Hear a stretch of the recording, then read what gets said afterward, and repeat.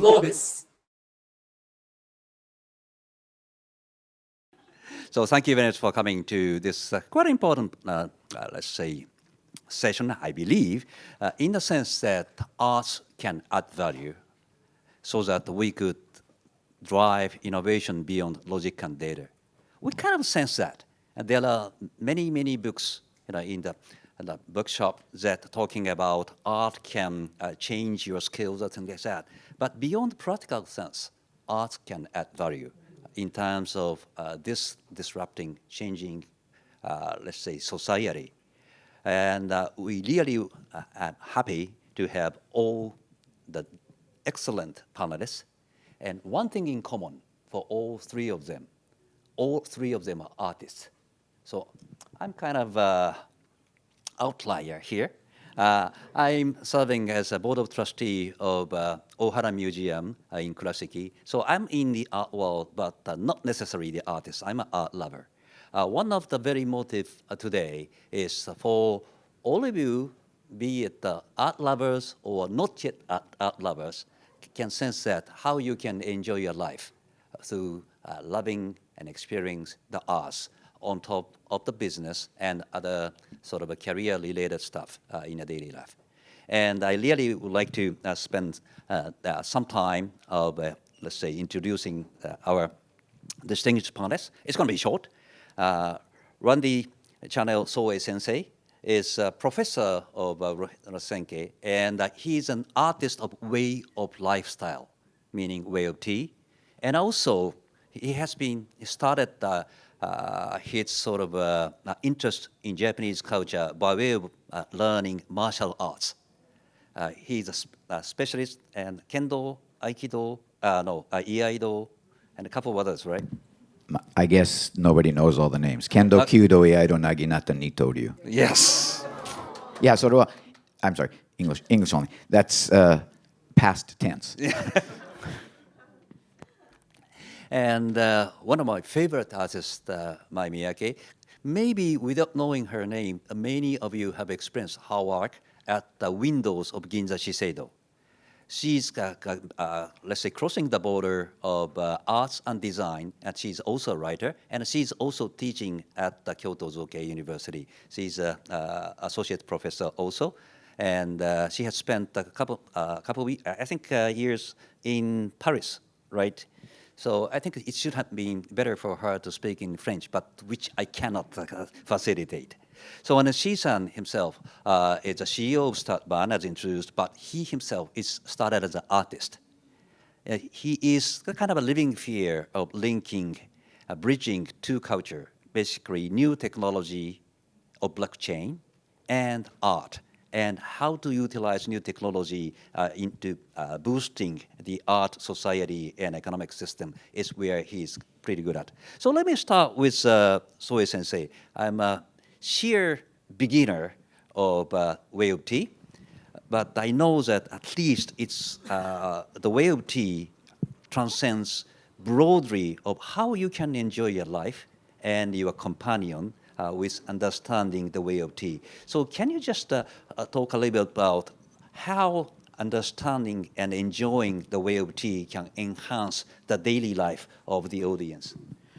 Okay, thank you very much for the introduction. I'd like to thank everybody for coming to listen to our panel discussion today. Randy Channel Soe, you can call me Ran-chan. It's probably easier to remember. I am a professor of the Urasenke tradition, and the question is about the way of using tea. You've often heard tea referred to overseas or in the West as the tea ceremony, and it's a name that us at Urasenke don't like to refer to. We prefer to call it the way of tea, as in chado or sado, the direct translation, the way of tea. The reason for that being is that it's not really a ceremonial endeavor. It's something where the most important part is the interaction between host and guest, and then, of course, guests and guests. So it's something that we should put into our everyday life. And this is something that, if we look at the title, we've got innovation, disruption.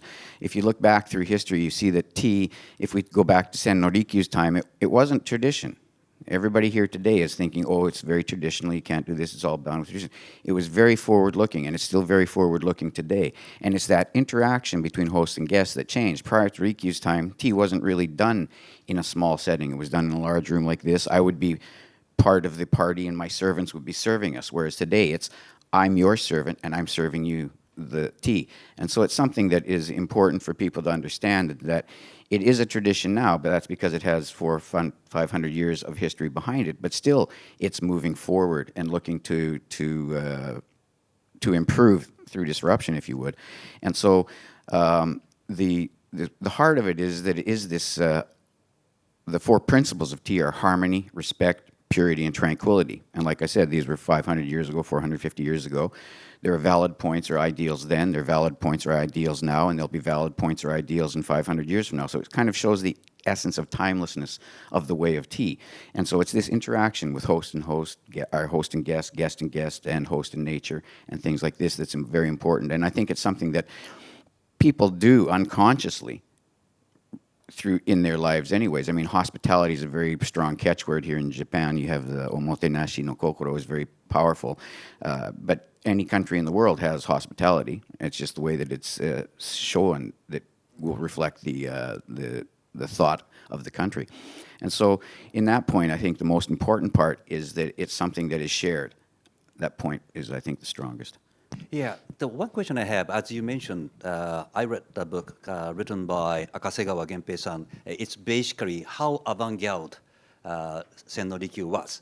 Basically, he was a real innovator. Yes. But as you said, people, the ordinary people in Japan who haven't experienced the way of tea, believe that it's, seiza is very difficult to do for more than 3 minutes. Yes. And there are many rituals you need to, let's say, commit to. Yes. But I believe there are something broader, as you said, the four, let's say, principle. It's more the philosophy and it's the aesthetics to live your life fuller. Can you just elaborate just a little bit more? Well, the concept of that, and in the situation of sitting in seiza, that's a very new seating posture in Japan. Japanese history doesn't have seiza in it. If you go back to Rikyu's time, they weren't sitting in seiza. They were in agura or tatehiza, something like this. And so the connection with art and tea is, well, we say in Japanese, sogo bijutsu, sogo geiju, so it's a complete art form unto itself. So tea is representative of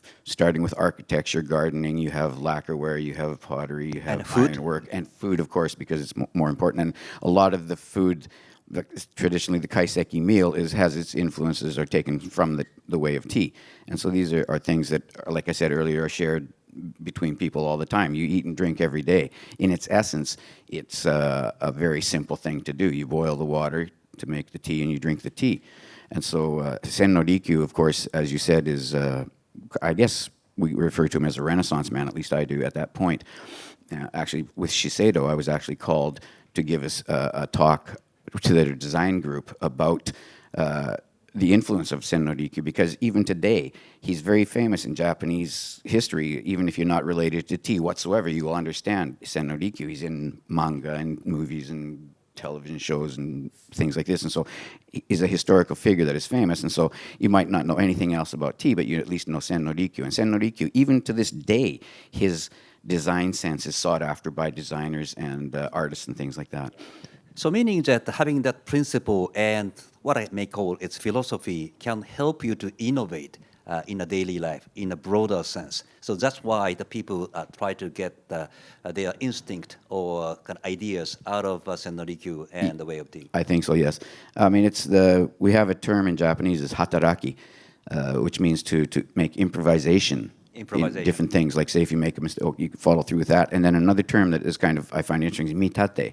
Mitate refers to, in the way of tea, it probably is used in other things as well, but I'm only using the way of tea, is where I say, for example, yesterday I was in Tokushima giving a speech, and during the speech I gave a small presentation of tea, like using a table like this, and I made tea for a couple of the guests. And in that presentation, the utensils I used a tray from Firenze, I used a tea container from Myanmar, I used, in place of the tea bowl, a café au lait bowl from France. And so things like this that are improvised or put into play in the way of tea is part of the charm of the way of tea as well. And so it's something that's gives you a little challenge, but something that's kind of interesting, and it reflects through the field of just crafts, but also into art as well. So your aesthetic, let's say, capability gained through way of tea can help you to utilize many global things into the holistic way of enjoying the life. Exactly. I mean, we're on our 16th generation of tea lineage from Sen no Rikyu, the current Grand Tea Master Zabosai. His father is still alive, which is kind of unusual. Normally the father will pass away and he'll pass the mantle on to his son, but we have both of them alive today. And Dai Sosho, the previous Grand Tea Master, the 15th generation Grand Tea Master, is 96 years old, but he still travels all over the world promoting the way of tea. And Urasenke is unique in the fact that we have probably about 130 or 40 branches and sub-branches in 40 different countries around the world. And this is thanks to Dai Sosho going all over the world since after the Second War. Yeah. Okay, thank you so much. you. Well, thanks for waiting, Miyake-san. I think it's your turn. I know that Randy-san sensei talked about mitate, but you sort of combined many mitate from the past, present, and future, and also you link sort of a technology and arts. And in a sense, I really urge you to take a look at her website. We have that time to show all that nice artistic products here, but it's really beyond the small limit. Can you just elaborate how you think his art is meaningful for most of the non-art-centered business persons here? Okay. Well, thank you for the introduction, and I'm very honored to speak to both of the speakers with me today. Actually, my art stems based on the Japanese philosophy or Asian philosophy, and I combine the Japanese craft with the high technology, such as artificial intelligence and so forth, because as you know, Japanese is a nation who has this sickness that we have to refine everything and sophisticate it to unnecessary level. And I always see this as a lifetime past being, which is almost art. The technology of Japan is art to me. So I combine the two, and also as the question of Mitake-san asking me right now, what does art do to us, is that art definitely combines, or it's kind of like a time machine, that it's a DNA that flies from time to time through art, and the information and even the emotion is passed on through art. So this is what art basically do. And I think the mitate thing that Randy has talked about, and a lot of the things to do with a lot of the teas, that as well, that it is timeless. It's like a time capsule, that it just touches people who has the same kind of vibration from time to time. And I think it's the same with literature and also. And I also do writing as well, and I'm a novelist as well, because the Japanese are, as you know, we have a format called shoga, which is the writing and the picture. We combine these two, which is the non-verbal is, of course, the picture, and the verbal is the writing. And in Japan, basically, art is formed between these two. The things are done combined. Yes, verbally and non-verbally. So, and I think, a lot of people say art is a little bit out of my reach, or it has nothing to do with my life, blah, blah, blah. But I seriously doubt that, because I believe that art is kind of a safety net that is beneath us. Safety net? Yes, it's a In what safety sense? net. Yes. To me it is, because in the society, we have all these hierarchies, we have the rules, we have the matrix and everything, and you have to fit into it sometimes to play your role as a housewife or a CEO or whatever. But then we are not formed in that way. We are very original in our own thought and our body. Everyone individual. Everybody is very original, and it's very difficult to take the middle ground or a certain role that's already put out there. So what happens to the things that doesn't fit into the box? I think that's where art can help, because that's where the safety net lies, that we capture all these elements that a lot of people cannot put into the box or put into words or whatever. So to me, art is probably very relevant to most of the people, and more than the artists ourselves. I sometimes feel that people in business need it more because they have so many boxes that they have to fulfill. And so art, to me, it's like in Japanese, there's a word that I like, which is called hotoke tsukutte tamashii desu, which means that you create a Buddha, but you don't put the spirit in. And I think art plays a role of a spirit. It just gives you the spirit of your life. And I think that helps you to bring back who you were when you were born and the person that you know when you were a child, and also the person who are you going to be in the future as well.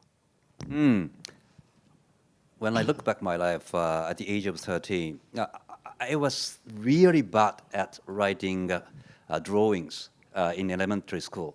I'm sort of an ADHD type of the boy, and I was running out of time when I was asked to write down those beautiful trees, and I was running out of time and just brushed everything in yellow or something like that. But at the age of 13, Very artistic. Yeah. I don't think so. But I encountered the drawing by Higashiyama Kai Michi, which is just a road. And I just moved. And moved not in a sense of brain, even beyond emotions, something deeper. So in your words of safety net, I believe that something deep in ourselves, there are certain things which are hidden beneath the daily life. Like as I'm kind of molded into the consultant for a long time. I'm molded into now some of the professor job at the university. But the real me is beneath that. And art and experiencing art in daily life helped me to go back to what I am moved and what I am being here for. Sort of. It is something relates to what you have just explained to us. Yes, I think it's, for me, art is a personal religion. So Personal I religion. think it's something like that. I believe, yes. Great, thank you Yes. so much. I would like to ask many discussion between all three panelists. So thanks for waiting, Shi-san. I think as I started, you have started your life as an artist. Why you picked up the technology, particularly just not the making application or something like that, but going to the deep technology of blockchain and trying to link arts and technology in your life, which might sort of could be innovative and also disruptive. But the people would like to really get to know why you did so and what you are doing actually in terms of linking those two. Okay. This topic is a little bit difficult for me because I was an artist for such a long time. Yeah. I was born as an artist, maybe, and not as a businessman. And I am doing such a kind of a business right now. So it's hard for me to describe what art is. What art is for me from outside point of view, but. About like making a company, I graduated art school when I was like 18 years ago, and I just made up the theme of my creative life. Like I knew that I was gonna be an artist for rest of my life, so I just made a theme to a theme, or like I just decided to face the internet age, or like the technology developing age as an artist. So it was kind of really normal decision for me to make a company. It's not like there's not much difference between artistic creativity and making startups. So you said that creativity as an artist is quite similar to sort of Yes, creativity yes. needed to be entrepreneur. Yes, That's what I you think say. so. I think I'm not a businessman. I am a startup entrepreneur, or I'm a startup leader. But I think it really resembles to art. I mean, like if you think of the stock market, there are series seed round, angel round, and there's IPOs and The financing. yes, financing. We do the same thing in our market. When you are a young artist, there's no valuation. This is really hard to evaluate artists, young born artists, and some collectors are kind of like an Taking angel huge investor. angel Yes. investing, yeah. Yes, and there are a professional manager or like a professional investor, but also there's a independent angel investor. And it kind of resembles startup culture, economic field, or like economic. So you said that there are two things which is very interesting to me. One is that you said that like ecosystem of startup is really resembles to some extent with the ecosystem artist. Yes, For yes, the I new think so. unknown artist, Yes, I think so. buyers, collectors taking risks, and they're inching up Yes. to angel, A round, then Yes. to maybe IPO or strategic purchase. But the first portion you mentioned is a culture of sort of ability and capability of being entrepreneur. Maybe you can observe sort of, let's say, crazy situation, unsorted situation, out of context, not in kind of set plan way. It is helpful for you to be a CEO of startup by just living through the artistic field? My situation is a little bit complicated because art market is really complex, and blockchain, we are doing blockchain, but blockchain is not really familiar to a lot of people. So we have to describe what art market is, and we have to explain what blockchain and is to every investors and customers and stuff. So there's like a lot of obstacles that we have to overcome. But yes, I think there are. As an artist, I was kind of, I think I'm kind of good at startuping, or like, I don't know how to describe, but I think I'm good at making startup, because art is not like, it's not like to make a solution or like to make a design. It's more like to make arouse. It's more like to arouse what you call it. Yeah, questionnaires, and it kind of resembles, and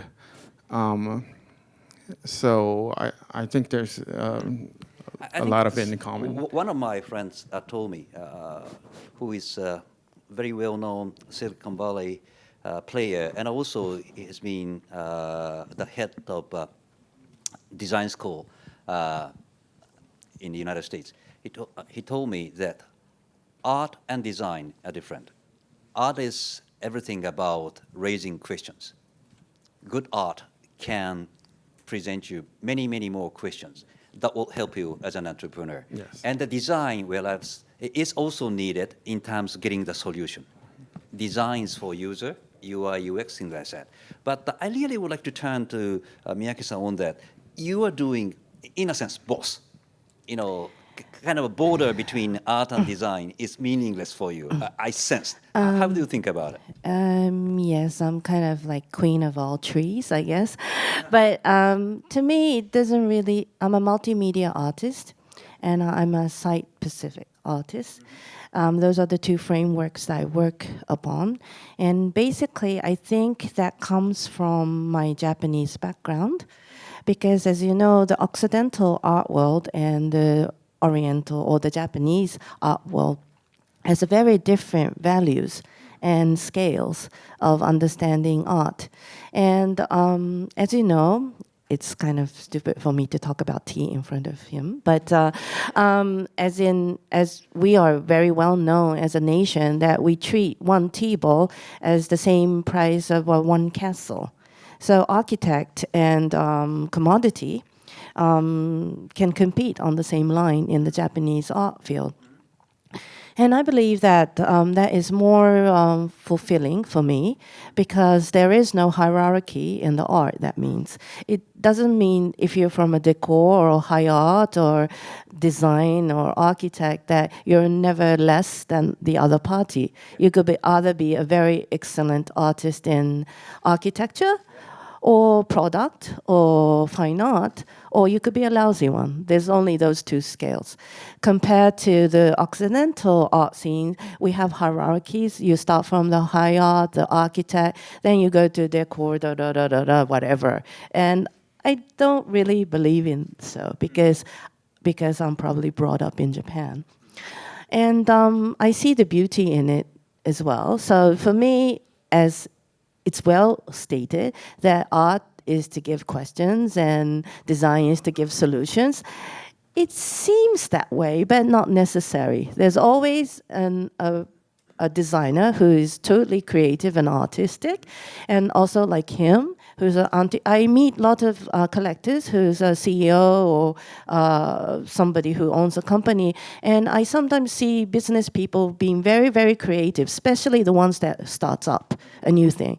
And you really have to be creative as an artist to start something new and do innovative. So to me, the art is always at the top of the mountain, and it really doesn't matter which side of the mountain you climb from. You could become a bread baker, and you can become an artist doing a fabulous job. You could do blockchain. You can come up to the same level of art.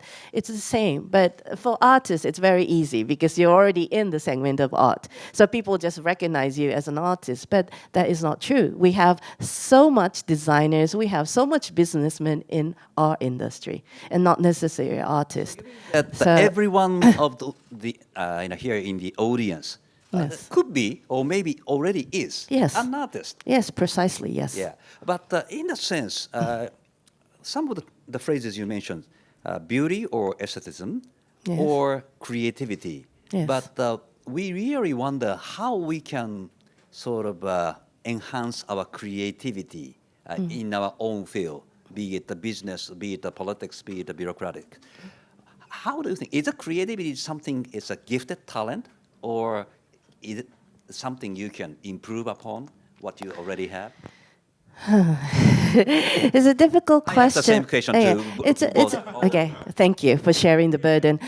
It's a very difficult question, but I think talent or what we call talent, artistic talent, is something that's within everybody, but you need certain setting of life, or you need certain training to discover or understand that you do have these creativities. The thing that I mentioned about the things that falls on the safety net, see, a lot of the people are trained not to see that part. They only are trained to fulfill the box. That makes it very difficult to fulfill your artistic ability and find it and enhance it. Yeah. So I see entrance exams which required same sort of questions and answer. Yes. But in reality, in order to dig deep into yourself to uncover your creativity, you need to have sort of an Your- unset agenda. Yes, your true voice or your true question. Yeah. The artist always is thought to be the one who raised question, but that's true because we are the people who, if somebody says, okay, this is the way it is, we always think, really? not to me. Yeah. And you have to believe in your inner voice. Yeah. Which makes us difficult to live in the normal world. Ronnie-san, you are nodding. Do you share the opinion, or do you have any different opinion about the creativity? Well, no, actually, I think a lot of people will say, oh, people have God-given talent and this person's really talented and things like that. But I think it's something that has to be nurtured. It's something that you have to create. I mean, not everybody can be a Picasso. It's a certain set of the way you're brought up, the way you express yourself. Like you said, you just painted your yellow trees. It works, Yeah, it would for somebody. If Banksy did it, it'd be great. So it's I think it's a personal thing, and it's one person looks at something and goes, ugh. Another person looks at something and it's like, oh my God, I would give my life for that. And so in that respect, it's a very personal on both sides, the person that's creating and the person that's viewing and things like that. Like she mentioned earlier, in Japanese history, you have a tea container or a tea bowl that's worth the price of a castle. These are things that are interesting in retrospect, and I wish I had that bowl because I would certainly sell it and buy a castle. But again, it ebbs and flows. The art world, not only art, everything. I mean, like right now, say for example, I'm involved with the world of tea, and so back in the 80s, when Japan was in its bubble economy, you had a great interest in Japanese wanting to to rediscover your own culture. He's turning If to you need a Japanese, I translator, think. yes, And so we had an onslaught of culture centers open up in the 80s and things like that. And that's when we had the highest, what I believe, this is nothing that I've really researched deeply, but it's something I believe, is that we probably had the highest number of people starting to begin tea. And I think a reason for that is because in Japanese you have a unique situation of giri, or obligation. Like, say, for example, if you want your daughter to come and study with me, you come with your daughter, you bow down, thank you very much, please take my useless girl and teach her the ways and things like this. And so this, in the bubble economy, when we had these culture centers, you were given the opportunity to experience something without that obligation. so much more, let's say, opportunity for everyone to experience something. Yeah. As opposed to, like, I mean, tea is always, well, not always, but if you look throughout history, it's something that basically was a man's thing. The samurai were doing it, and it was a man's world. And then, of course, now it's a woman's world. It's totally opposite of what it was. And so it was always looked at as something that was, like, very expensive, very high culture and things like this. And some people, I can't do that. I'm too embarrassed. I couldn't possibly do it. I can't afford it and things like that. But it's not. It's not like that at all. It's very approachable by anybody. You can approach it from any level. You can't, I mean, if you have the money to buy all the raku bowls and, things of value and things like that, that's fine too. But you shouldn't go out of your way to achieve things like this. You start at a personal level that's comfortable with you. You find somebody to be able to teach you, and that's open to everybody. Yeah, that comes to that very important point that, as we have discussed, every one of us, I hope, have some creativity. It's already sort of exercised or hidden within us, and the proper setting or proper training or proper experiences would help us to enhance or unharness our creativity within us. But the question is how we can really, let's say, increase the opportunity sets. As you said, in the bubble economy, there are many more chances for everybody, young women and men, to experience tea. But it's not the case. It's getting less and less. In terms of art, in some part of Japan, like Kurashiki Zoha Beijutsukan, all kindergarten and preparatory school students are welcome for free to just mimic all the favorite painting, just imitate Mosha. But it's not the case. For some museums, it's too costly to keep on accepting all the students for free. And maybe in the case of blockchain technology you are trying to say, in order to really show this is a true collection of art, sometimes, particularly with Japan's problems of old art, like Kakejiku and others, there are so many fakes. And actually, wealthy people are, let's say, supposed to reduce the inheritance tax by changing it in a gray market. But in reality, most of the things by tax collectors are fake. So, Utsushi. yeah. Utsushi and No. fake are different. Yes, that I was about to mention Yeah, about yes, that please. too. Yeah. Yes, please. Well, enhancing your creativity.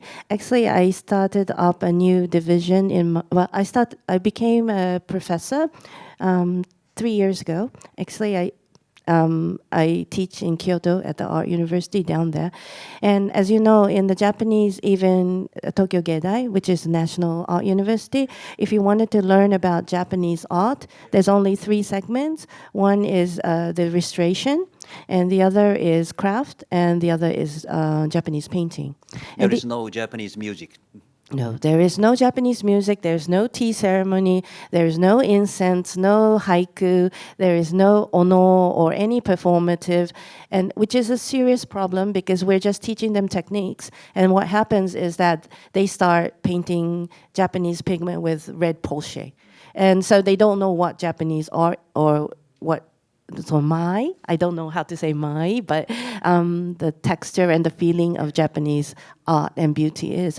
So I started to build a division which teach my students from the scratch. And of course, we teach craft such as ceramic, lacquerware, and kintsugi, and everything, and Japanese painting, ono, and haiku, renka, and also we do zen, and we go to the temples, and all that is done here. And what I teach my students first is that you have to, because the physicality of a human being is understated in the contemporary world, but you need to learn with your body. And having mastered here, it's very Real silly. physical experience, Yes, yeah. which we call the kata. And I think that's the same thing that you were talking about, Mosha, which is the replicating. Sometimes like when children learn language, they learn by copying. So first, it's always very good to copy or follow some kind of a shape if you don't have the shape of yourself, if you're not concerned strongly about your shape yet. So that is one thing that is well used as a technique. And also, when you say about the fake things, Yeah.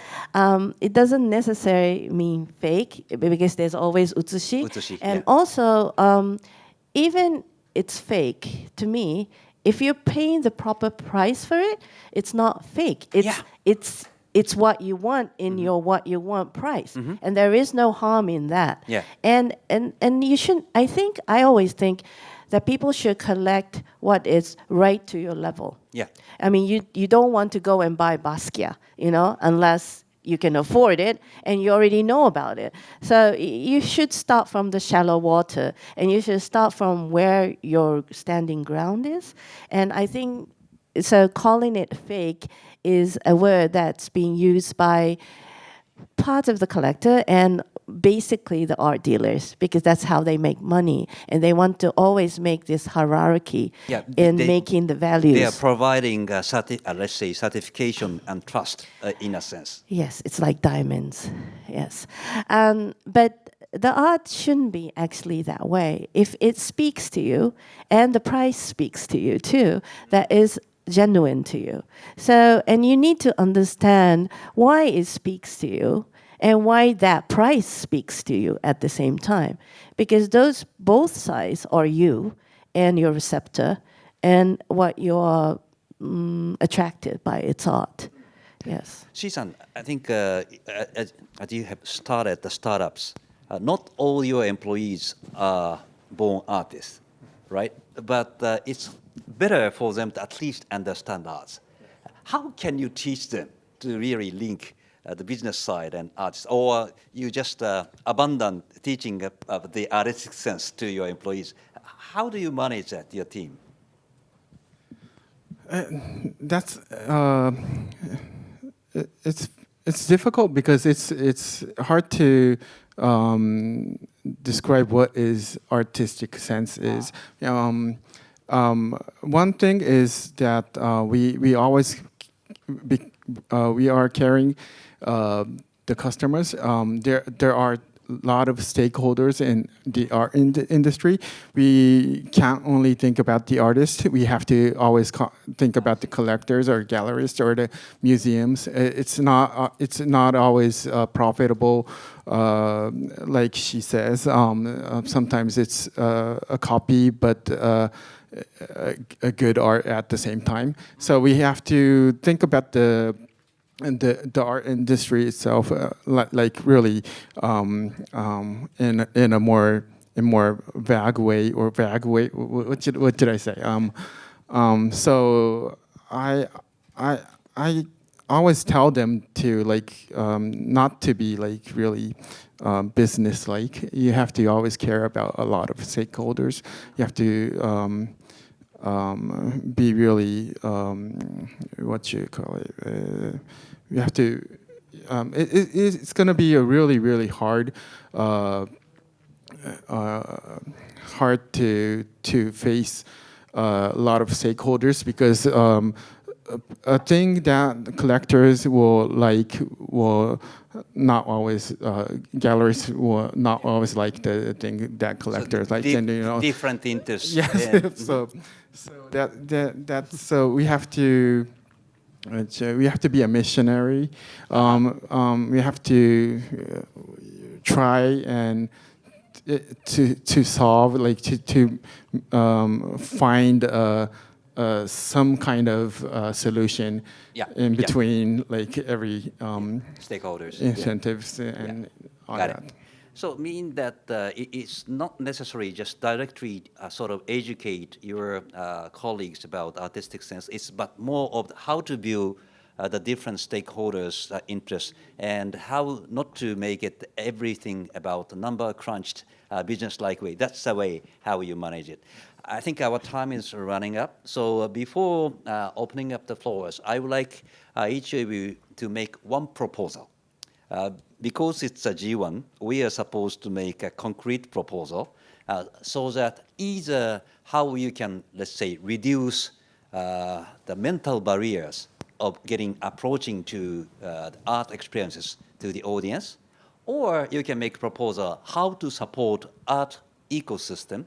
Basically, as Shi-san mentioned, there are many stakeholders, artists, not established, art galleries, or collectors, museums, curators, academics. There are many people surrounding there. But in order to make a Japanese art a more viable one, we like to make sure that there are something needs to be done about Japanese art scene in terms of improving ecosystem. So let me restate my question.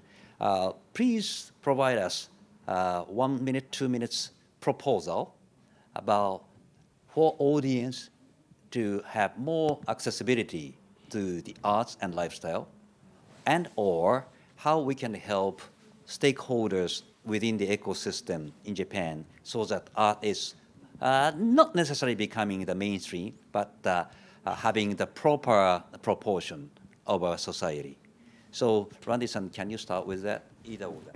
Okay. Well, what I'll do is, I'll address it through the eyes of a tea master. And so what I would recommend is that everybody here finds an opportunity to sit down and have a bowl of tea. It sounds very simple. To be perfectly honest, it's quite simple. There are many opportunities and locations and things throughout Japan that you can do that. You can go into more detail. You could have a tea experience. You could sit down somewhere and have somebody give an explanation to you. These kinds of situations are all over Japan as well.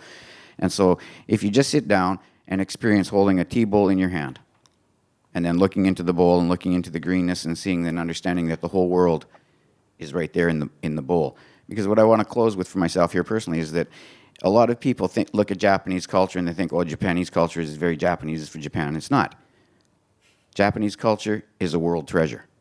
And it's something that I think everybody should understand. Our culture and arts. Miyake-san? Well, it's a big question, but one thing, I'm very honored to speak today because, the tea obviously is a total art that combines every sense of art form in one. And also, my very poor understanding of blockchain. But what he does is, I think it's quite Oriental or Japanese mythology. That he treats people very fair in the system. And also, I like the fact that his system rewards the person who first found the artist very strongly, which is, to me, it's very artistic in the way. Because to find something new and to find value in it and to tell the world that it has value to you is a very courageous thing. And it's something that really supports the art world. And people should get credit for that. I always thought so, rather than the people who bid the highest. So for me, it's very comfortable for me to speak as a panelist today. And what you can do to support art is, I think you need to look into yourself. You need to know yourself. You need to know your shape, your colors, and your likings and dislikings. And to truly grab who you are is a necessity of understanding art. And also, if you have this problem that, oh, but, you know, I'm a mother and I was taught this way, my parents brought me up this way, I'm not really sure who I am after all these years, art can also help you, because there is certain things, like Mitate-san said, that you don't know why, but something just grabs you, or something that just talks to you. It could be just a wrapper from a candy, or it could be a tie of your boyfriend, but it could be a picture on the wall. But these things, those things that you don't know why you're attracted to certain things, always defines your shape. So it's vices the other. So those are the communications that we can take between art and people. Season? No, thank you very much, Ms. Miyake. Our industry is known as a closed industry, obviously, but I think there was a reason to be closed. Sharing information of art, like about art, or like the value of art, or artists' artwork, or artists themselves, or galleries, or whatever, will be best solution for increasing the value of art industry. So, internet was not really best solution for art industry, but I think blockchain can help the minus point of internet by making it delicate, more like precise, more like designed architecture. So I will challenge to make a better infrastructure by using blockchain. Thank you so much. So I would like you, the audience, to ask questions. And please raise your hand, and please tell us who you are and to whom you are asking questions. So Kitagawa-san. Okay. So thank you very much for great discussion. My name is Takuya. I'm from Rakuten, in charge of AI. And my question is basically, in the context of global context that we discussed this morning, and then there's a point of art is a question. Then what's the question you want to ask, or you think the art should ask to the world, and propose? What's the question, the question you want to ask? To the world, you mean that Japanese art affiliated people asking questions to the world outside? Yes, you mean? for example, yes. Rani-san. Hadn't thought about that. Well, I think an important question is, what do you personally want? And from there, it just extrapolates. And if it doesn't matter what field or what you're thinking about, is what do you personally want? What are your goals, or what do you want to achieve? So it's what do you personally want? I think that's what I would just say.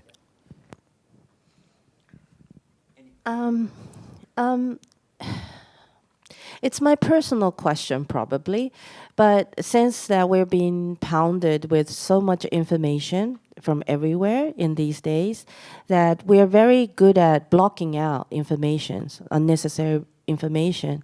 But I feel that contemporary human has very deteriorated in the sense of sensing subtle things in your life. Very small things, the things that disappear very easily or change easily. But I think in the olden days, because they didn't have too much information that they had to digest, people were keen on anything that goes on around their life. And I think this has become a major problem in the art scene as well. And also, I think it's a major problem that the world is promoting at this moment. So I really hope that people are aware of the dangerousness of blocking out too much information and become numb to so many things instead of being very sensitive to others or any changes in the climates and the nature or what's happening to your spouses and everything. So that's my big question. Shizen, do you have any question? A question to this.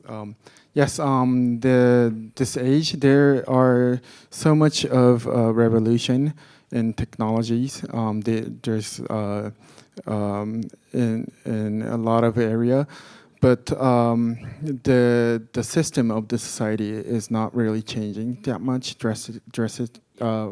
So I am thinking that why don't we change? Like we have to change. The technology and the infrastructure is really changing. We have to change the softwares. Yeah, in 1900 to 1930, the mobility system changed from a horse carriage to the current car. And the biggest change is not the car industry, but the infrastructure needed to accommodate the cars. So in terms of technologies, our infrastructure, be it our norm, culture, law, it's not customized yet with the new technology. So that's the big question. So any more questions from the audience? Yes, please. Hi, I'm Hiro from AC Investments. I'm doing business based in Singapore, doing investment in Vietnam, and I'm here in Japan. So I very much agree on the arts and design issues. And from my view, that a lot of Japanese are squeezed into the box. It's not only the business executives. Like in Yamanote Line, you see people very tired with the perfect hospitality. So I just wanted to further ask the Miyake-san for the design perspective, because from arts, I guess we're on the agree that asking questions to yourself is nice, but to provide a solution to everybody, I would like to ask from a design perspective, what can we further do to know ourselves and to help ourselves? Thank you. Okay. Well, first, I think the very important thing about design, when I do design for things, I do a very thorough research, which is a little bit different from maybe the fine art segment sometimes, but you need to know the function and you need to know the how people react to certain things and what people's demand and what their nature of contacting a certain thing that you're trying to solve with your design. And I think in order to do that kind of research throughoutly, not just quantitatively, but qualitatively, I think is very, very important to work on something that's called design. And design is to kind of, for me, it's kind of like making a sculpture of society and how people interact with things, basically. So you need to know how people react to things, and without knowing that, just making nice graphics or layouts or designing doesn't necessarily solve anything. It's nice to see, but it's not really designing, I believe. So the interaction between quote-unquote products and the human Yes. is somewhere the design can really add Yes, value. it can be a thing. It could be a place, like if you're designing airport or if you're designing a hotel, which I do. You need to know the flows of the people, what their necessity, the time zones and everything, which is a very interesting project for me because I get to learn a lot of new things and what other people's habitat is. But those things are necessary in making solutions. Any more questions? Yes, please. My name is Miyuki Matsuda. I serve as Vice Mayor of City of Fukutsu, and I'm interested in the role of art to make the world more sustainable, especially in the relationship with the natural environment. So I would like to ask every one of you. Thank you. So the art's role in sustainability. Okay. Well, throughout the history of the way of tea, you can see how it is sustainable. As mentioned earlier, is that we do incorporate basically everything in the way of tea, from, like I said before, architecture, gardening, metalwork, lacquerware, flowers, calligraphy. It goes on and on and on, food and things like that. And so I think that in itself is everyday sustainability, because it's like I said, we eat, we drink every day, and so it's all part of it. And so it's how you reflect on that is something that will continue on. But I think it's through the way of tea. I think it's a sustainable ecosystem amongst itself ever since it began from Sennoriku's time until now. I think it just flows like that. Miyake-san? I think it's quite simple.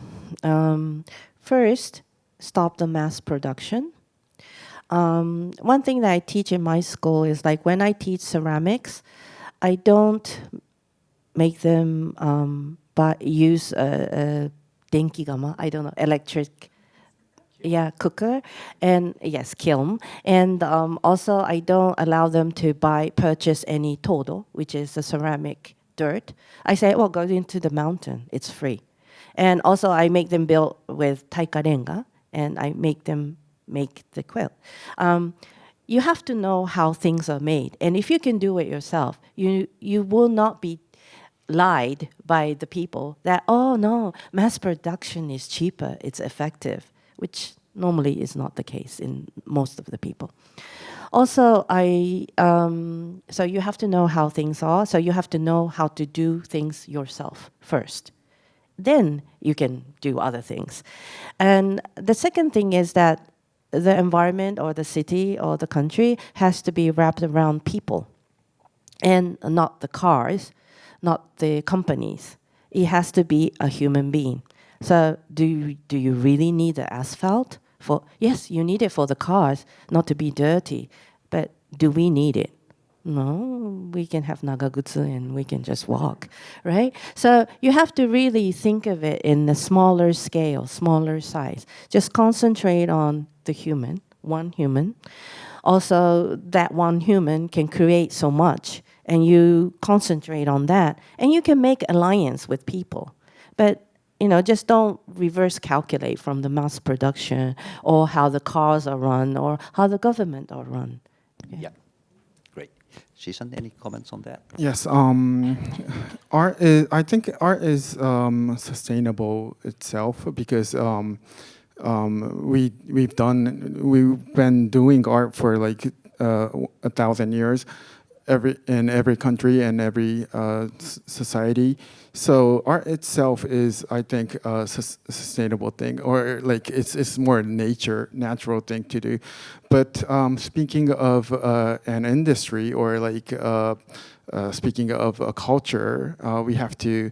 I think we need critical value and maybe a financial value to make the industry work. So for that, we need to focus on education and making an art market, maybe. Okay, thank you so much. I think our time is due right now. Thank you very much for the panelists.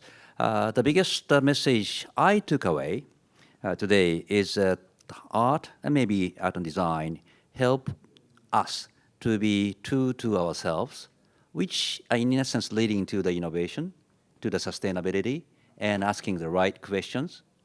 And we are in a critical juncture of just the final stage of industrialization, which is mass production and standardization. And sometimes Japanese try to standardize the people also, but we sense something's wrong with that. Now we are going into the fourth industrial revolution, but I think industrial revolution this time is a misnomer. And actually revolution to sort of unharness through ourselves by way of utilizing technology and artistic sense rather than conforming everything into one mold.